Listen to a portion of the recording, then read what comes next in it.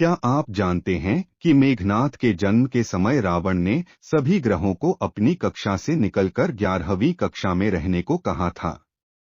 कहा जाता है किसी की कुंडली में ऐसा होने पर उसके जीवन में धन और इच्छा पूर्ति होती है।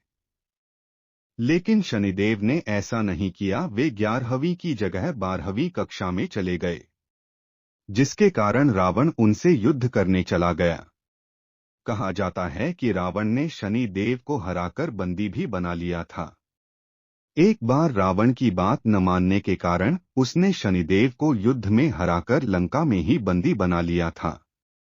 इसके बाद जब माता सीता की खोज में आए महाबली हनुमान जी ने माता सीता से मिलने के बाद लंका से जाते समय उन्होंने शनिदेव को बंदी बने हुए देखा तो उन्होंने शनिदेव को मुक्त किया।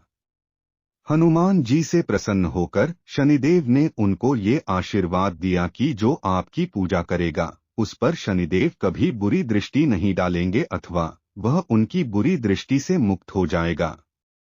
भारत के ग्वालियर मध्य प्रदेश में शनिश्चरा मंदिर है, जहां पर भक्त शनिदेव पर तेल चढ़ाते हैं और गले लगकर अपनी समस्या बताते हैं। भक्तों का मानना है कि ऐसा करने से शनिदेव उनकी परेशानियां सुनते हैं और उनकी समस्या दूर करते हैं। ऐसा माना जाता है कि हनुमान जी ने शनिदेव को रावण की कैद से छुड़ाकर यहाँ पर ही छोड़ा था। तब से शनिदेव यहीं विराजमान हो गए।